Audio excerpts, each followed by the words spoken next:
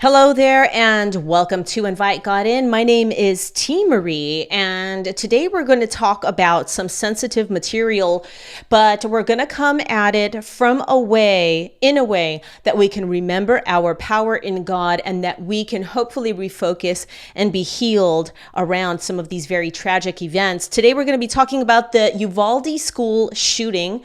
And before we even get into anything, we're going to do what we always do, and we are going to invite God in with prayer. So, Father, thank you so much for being here with us. Thank you for giving us exactly what we need. Give me the words, give us all the way to understand what you would have us know amidst these things that we do not understand and that deeply hurt and concern us. I love you, I trust you, and I invite you into this time that we have together and that you may resonate throughout once we separate. So today we are going to talk about the Uvalde school shooting. If you don't know what that is, I know this show broadcasts around the world. Hello to my Cyber FM, the Cross family. Hello to my IT family. Hello to you wherever you are watching or listening from. I know this broadcasts around the world, so you may not know about this. Here in America, in Texas, there has recently been a mass shooting at an elementary school. The shooting was done by an 18-year-old that unfortunately went to this school, and with a AR-15, which is a high-powered assault rifle, he shot and killed a number, I believe it is 14 elementary school children, and I believe it was one teacher or more teachers. There were also people injured that did not lose their life, but many lives were lost. Now, wherever in the world you are, I know that there are different governing situations regarding guns and safety and schools and everything. And so the reason why I'm highlighting this story is because there's a lot for us to dissect here and a lot for us that we can remember amidst this terrible tragedy that unfortunately is one of many that have been happening in the United States of America, which is where I live and where I'm from.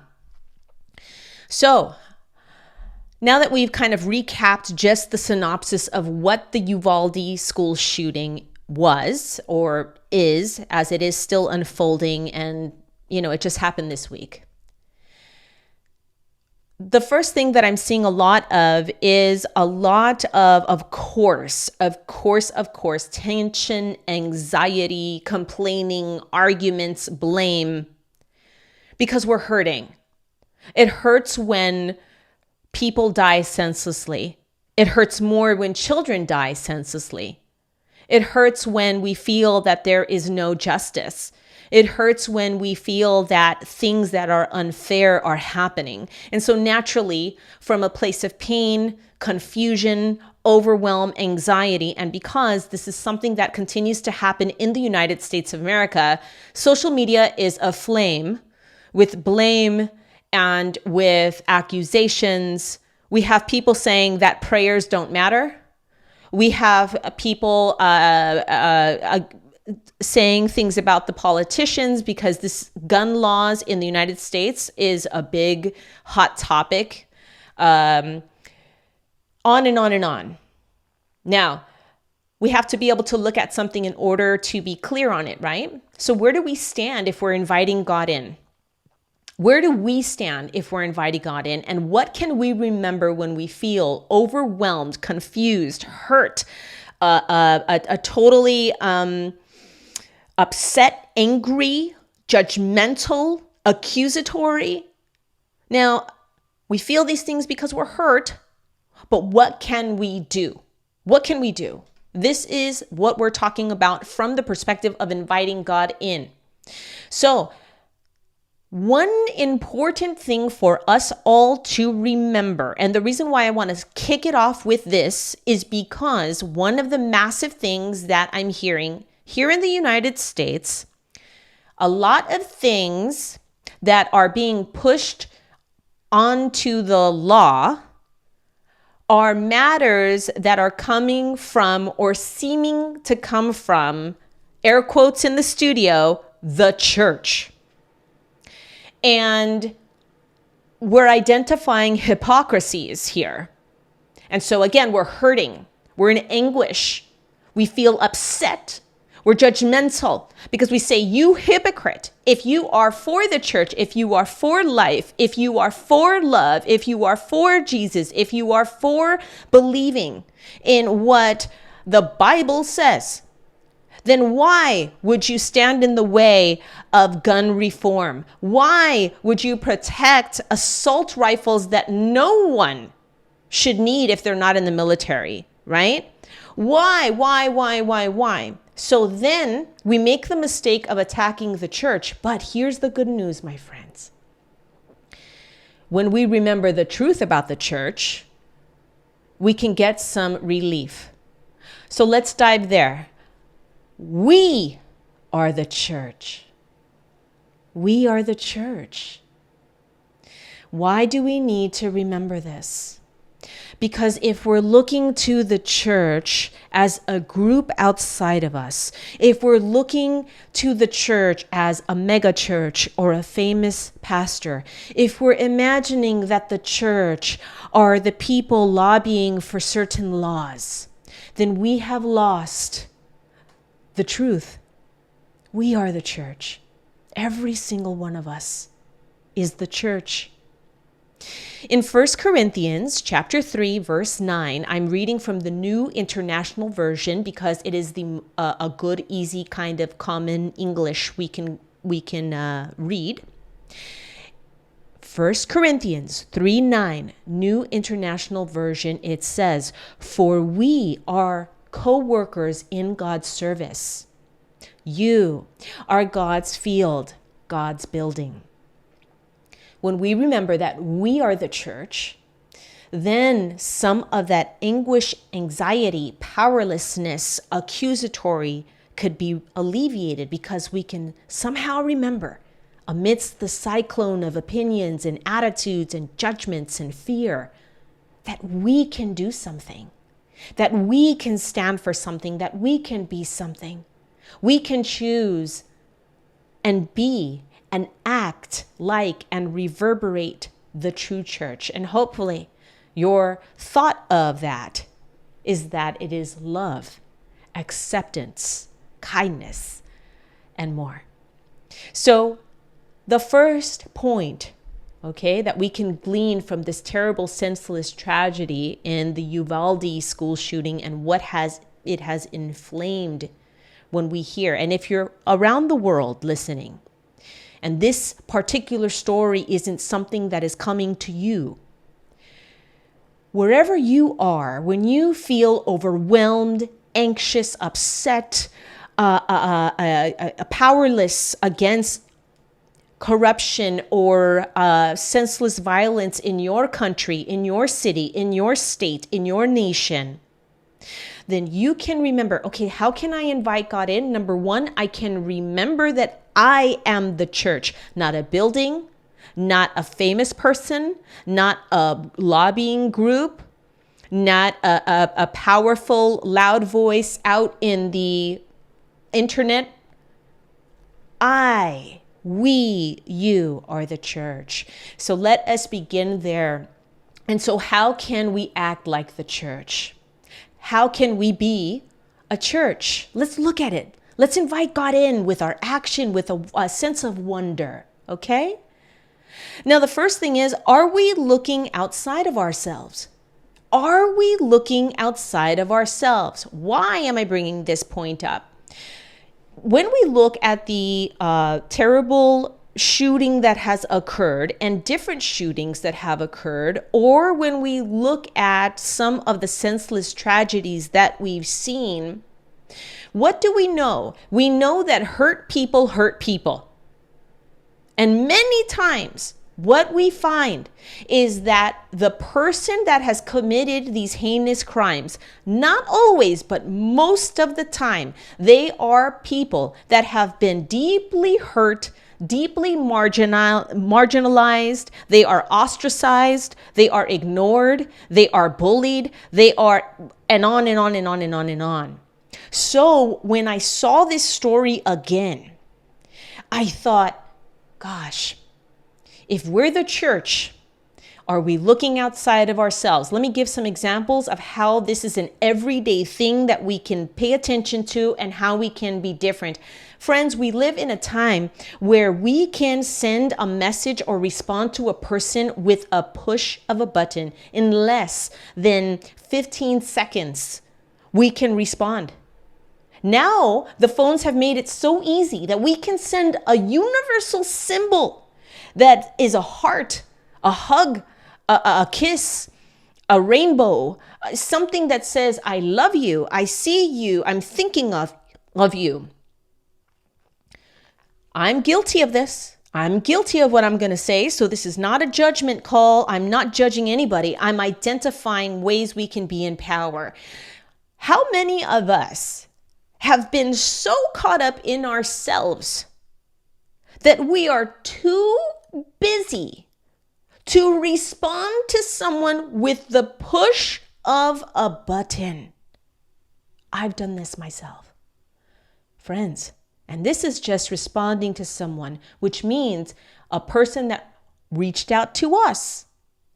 How many times have we been hurting, in need, sad, lonely, needing advice, wanting support, needing a push of confidence, a hug, and we're not reaching out to anybody? So it goes even deeper. Are we looking outside of ourselves? We must be able to respond to folks. We must be able to look up outside of our computer screen, our telephone, our four walls, our cubicle, our office, our car, and look around. Are we looking outside of ourselves? We are the church. We are the ones that can make a world of difference. We have so much power. And so I want us to remember that today. I want us to feel somehow a sense of hope and a sense of possibility. So one thing is, are we looking outside of ourselves? How can we look outside of ourselves? Well, we can remember that we're not too busy. Let us never be too busy that we can't press a button to respond to someone. Father, please help us. Let us not be so preoccupied with our life that we, can't even look up and notice the people that are around us in the room. Father, help us. Are we noticing pain, loneliness, etc.? Because guess what? When we look up, are we really taking people in? Are we noticing that maybe there's a student that now is always by themselves? Are we noticing that our sons or daughters are now locked up, alone? Do we know what they're looking at? Are we noticing that the neighbor that we used to see every once in a while now isn't coming out of their house? Are there decorations from months ago still up? And it's summer, but the Christmas, what? Have we checked on that neighbor? Have we said hello? I miss you. Here's something. Friends, we're the church. Loved ones, we're the church. And we have the power to do this right now. Right now, when you're listening under the sound of my voice, is there someone that you can text and say, I love you. I'm thinking about you. I'm proud of you. I noticed you did this. Or maybe just noticing. Hey, don't feel guilty. Don't feel bad. Guess what? Just notice. Right now, you can listen and start to notice. Open your phone up.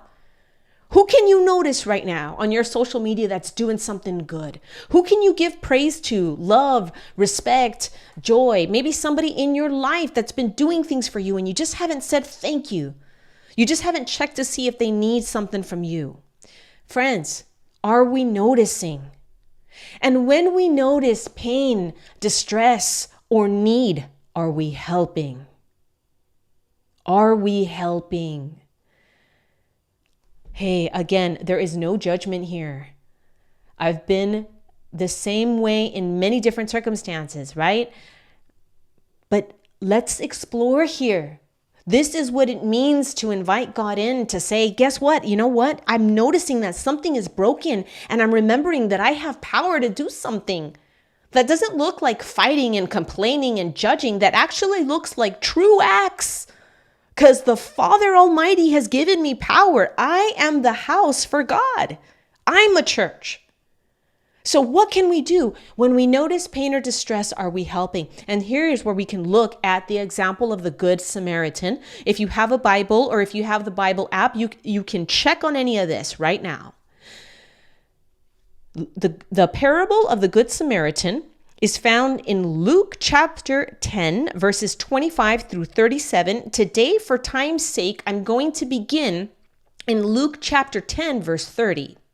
Okay, so we're going to miss a little of the preamble here, but essentially, Jesus is speaking to someone who is asking what they can do and then asks, who's my neighbor?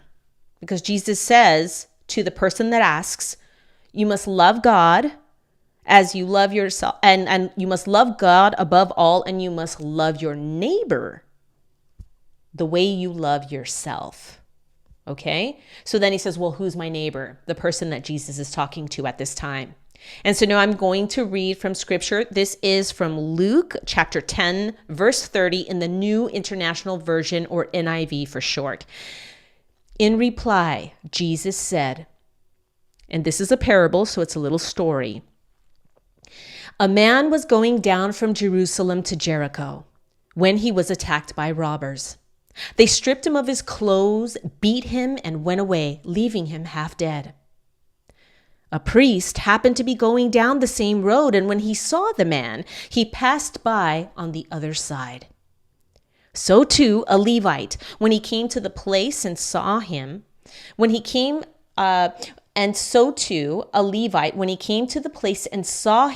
he passed by on the other side. But a Samaritan, as he traveled, came where the man was, and when he saw him, he took pity on him. He went to him and bandaged his wounds, pouring on oil and wine. Then he put the man on his own donkey, brought him to an inn, and took care of him. The next day he took out 2 denarii and gave them to the innkeeper. Look after him, he said, and when I return, I will reimburse you for any extra expense you may have. Which of these 3 do you think was a neighbor to the man who fell into the hands of robbers? The expert in the law replied, the one who had mercy on him. Jesus then told him, go and do likewise. So what do we see here, friends? What we see is that as the church, we're directed. As the church, we, each of us, is directed to love our neighbor, love our fellow man like we love ourselves. Now, granted, I started off the show talking about some of us have been so marginalized, so hurt, so distressed, so disappointed, so abandoned that we don't love ourselves that much, and that's a separate issue. But even the maker of the law in this story knew the right answer. He knew that the Good Samaritan, that the neighbor was the person that cared for someone that needed help. And so I think we all inherently know that. We inherently know how we would hope that someone would care for us if we needed it. We inherently feel how we would need comfort, how we would hope to be noticed and seen. So when we notice pain, distress, or need, are we helping? If the answer is no, let's fix it. And let's discuss some ways that we can. Okay? Because many of our fellow human beings, we need help. We need help, and we need love in action. In action. Not words, not thinking of you, Not, oh, that's great. Oh, I'm going to fight on your behalf on Twitter. No, we need hugs. We need to be seen. We need to be checked on. We need to be loved. We need to be noticed. We need to be forgiven. We need to be given resources that we cannot get for ourselves. Friends, this is such a huge point. And this is no judgment. The whole point and purpose of today's episode of Invite God In is for us to remember the power that we have, for us to remember that we are the church and that we can move mountains. We can move the mountain of injustice. We can move the mountain of mental health. We can move the mountain of violence. We can move the mountain of isolation. We can do it. We can do it when we notice each other, when we love one another, when we forgive each other, when we provide whatever is needed. And sometimes we might not have it ourselves. Maybe you don't have the money to house somebody at an inn. But do you have a bottle of water? Do you have a loving word? Do you have the awareness to say, I see you? Are you struggling? No judgment here. I'm here. Can I give you a hug? Here's a resource I found on the internet. Whatever. These are things that we can do. Today, we're talking about how we can invite God in when massive tragedy strikes, especially when it happens at the hands of other human beings. This is because of what happened in the Uvalde school shooting in America. Wherever you're listening from in the world today, understand that you can use these things and you can use these attitudes, perspectives, these awarenesses, these insights, this power that God has given each and every one of us as his children, as believers. You can use this to make a change where you are. You don't have to be in the United States of America. You don't have to be in Texas. Wherever you are, this will work. And so we move on and we say, let's identify what's true. And let's remember our power in God. Let's identify what is true and let's remember our power in God. Why am I saying this? Part of the large argument, okay? Now, wherever we're coming from with this, whether you think that the enemy is the devil or whether you think that the enemy is negativity or whether you think that the enemy is disillusionment and separation and division, whatever it is for you, it's valid. What happens? A terrible calamity happens, and then we all of a sudden start fighting on the internet. Wherever you think the enemy lives, to me, that sounds like the enemy's winning. Let's have something terrible happen and then have everybody just start to fight and be more of the energy that the calamity represents. So what do? Part of what we're fighting over is the natural response that we feel over this terrible happening, over this injustice, over feeling sad and angry, and we hate it. And that's right. But why is it wrong to fight? Because guess what, friends? It also says in the Bible not to cast your pearls before swine. What does this stand for? If we as a society identify that there is corruption and continue to insist that those that are corrupt simply change their ways and do what's right, we are in error. We are wasting our pearls and putting them before swine. We must identify what is true and then remember our power in God. So, what can we do here? Let's get to it. Are we actually praying?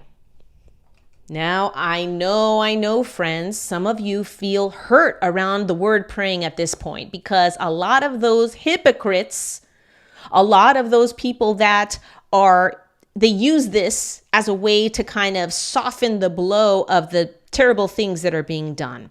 That's not what I'm talking about, loved ones. Don't be duped. Are we praying? Because when we pray, when we actually say prayers, when we actually talk to our Father, when we actually talk to God, God listens. You want to know what isn't a prayer? Just saying that you're praying. You want to know what is not a prayer? Just saying, sending good thoughts. Our hearts are with. No. Are we actually praying? Prayer is a powerful tool because it will move mountains, but more importantly, it will change hearts, which leads me to the next point. Are we actually praying, and are we praying for the right things? Are we praying for the right things, friends? Okay? Because here's some examples of what some of the quote unquote right things could be. Are we praying for a change in our hearts? What? Teemaree, why would I pray for a change in my heart? I didn't shoot anybody. That's right, you didn't. But we need to change our hearts because we need help. We need help right now when we feel helpless, hopeless, overwhelmed, angry, when we want to fight somebody, when we want to tell somebody what time it is. We need some help in our hearts so we don't go down the spiral and answer the enemy's call. So we need help with our hearts. And we can also pray for the change of other hearts, for more of God. We can pray for the change in our hearts. We could pray for a change in our priorities. We can pray for more of God in all of us. We could pray for peace. We could pray for comfort. We could pray for love. We could pray for God's will. And I know if you don't feel close to God, that will feel scary. But God's true will is good for us.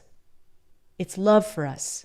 It's not only a better life while we're here on earth, but it's also an amazing, everlasting life when we leave.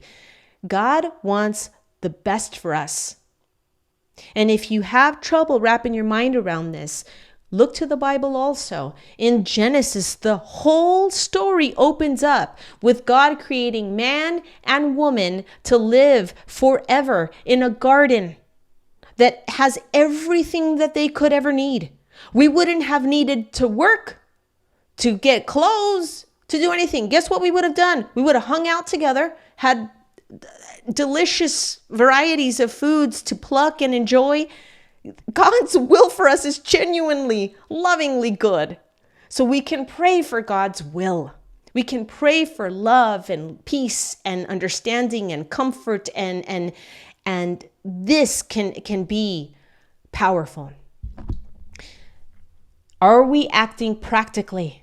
Because again, here at Invite God In, it's not all about just, thoughts and prayers and thoughts and prayers. No. It's about real praying. It's about real invitation to God, real relationship with God, and it's about real practical moves. So are we acting practically? Here are some examples of how we can act practically. Are we choosing mental health as a priority in every way that we can? In our actions with others, in voting and electing for people to have the resources they need when life gets too hard?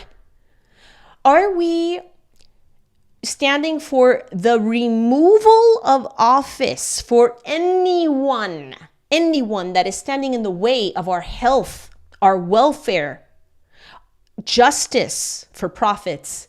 Are we identifying the corruption and voting it out and signing petitions to get it out?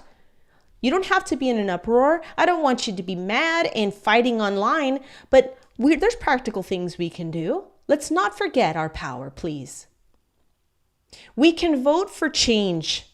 We can sign petitions. We can support change with our money. This information is online, friends. If you're identifying in your nation, state, city, wherever, if you're identifying corruption, you can follow that trail all the way. You'll see who is corrupt in your political body. You'll see who is corrupt, what businesses support those things. Guess what you could do? You could take your almighty money, since that seems to be what all these people care about, and you can take that money and put it elsewhere. into businesses and people and movements that represent the stuff that you care about, which hopefully is justice for all, health for all, mental health, the ability for us to have access to resources, gun reform that makes sense. We can do this, friends. And we can support change by promoting solutions with our social media platforms. Not in complaints, not in complaints.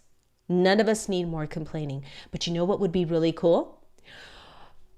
If when we go onto social media, we find and we also post resources. For example, there is an association called Every Town. Every Town. Every Town is a collective of mothers and more that are interested and focused on gun reform. You can go and find out about them. They do education, they do lobbying, they do a number of things. You can support those people. If you don't want or can't do it with money, you can promote their organization. And others that care about this can log on and help them and support them. It's a simple thing we can do. It's a simple thing we can do, friends. We have the power to do this. My heart goes out to all of us that are hurting from these tragedies because it hurts. It hurts.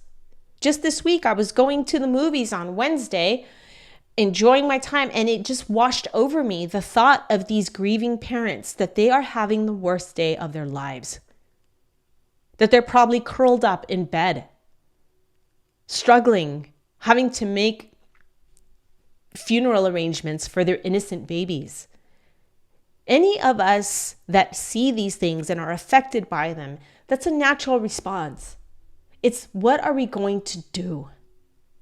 Let's remember that we are the church. Let's remember that we can look outside of ourselves. We can notice people that are being marginalized, that are in pain, that might need something. We can help them.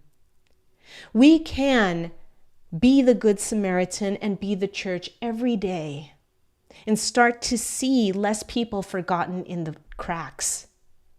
And when it comes to the corruption, when it comes to the reforms that are needed, when it comes to the justice that is needed, when it comes to all of that, we can do things too.